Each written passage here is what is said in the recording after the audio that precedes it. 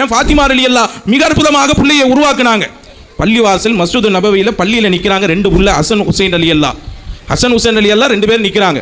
ஒரு வயசானவர் அப்படியே வந்து ஒழு செய்கிறாரு, ஒழு செய்கிற விதமும் தவறாக இருக்குது, தொழுகிற விதமும் தவறாக இருக்குது. ரெண்டு பிள்ளையும் பார்த்துட்டு தப்பாக செய்கிறாங்களே, இவங்களை சொல்லிக் கொடுக்கணுமே, எப்படி சொல்லிக் கொடுக்குறது, வயசில் மூத்தவங்க எப்படி அவங்க நாங்களை அணுகிறது அப்படின்னு யோசித்தாங்க. எவ்வளவு பக்குவமானது தெரியுமா, இன்றைக்கி பெருசுங்கிறான், ஒழுங்காக போயிரு அப்படிங்க. மரியாதை இல்லாத ஒரு சமுதாயம் இன்னைக்கு உருவாகிட்டு வருதுங்க.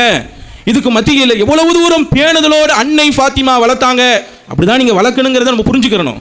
அப்போ ரெண்டு பேருமே யோசிக்கிறாங்க எப்படி இவங்களுக்கு பாடம் சொல்லி கொடுக்குறது. ரெண்டு பேருமே அந்த வயசானவங்ககிட்ட போனாங்க. போய் அப்பா நாங்கள் ரெண்டு பேரும் ஒரு போட்டி வச்சுருக்கோம். என்ன போட்டி தான், நாங்கள் எப்படி ஒழிச்சிரோம், ரெண்டு பேரும் தொழுகிறோம், யாருக்கு முதல் ப்ரைஸ் தரணும் அப்படின்னு சொன்னாங்க. சரி நீங்கள் போய் ஒழிச்சிங்க, உங்களுக்கு ஃபஸ்ட்டு செகண்ட் தேர்ட் நான் பரிசு தந்துடுறேன் அப்படின்னு இருக்கார்.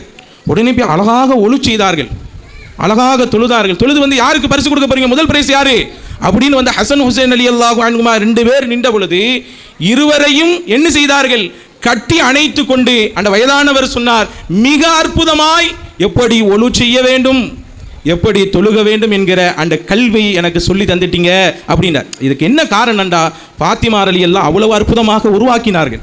அழகாக பிள்ளைகள் ஒவ்வொரு விஷயத்தையும் அழகாக என்ன செய்தார்கள், கற்றிருந்தார்கள். அந்த கற்றதிலேயே நம்ம பிள்ளை என்ன செஞ்சிடணும், கொண்டு போயிடணும். இன்னைக்கு நம்ம பிள்ளை ஏன் சிறப்பாக இருக்கான் தெரியுமா, பள்ளிவாசல் மதரசாவினுடைய தொடர்பில் இருக்கிறனால சிறப்பாக இருக்கான்.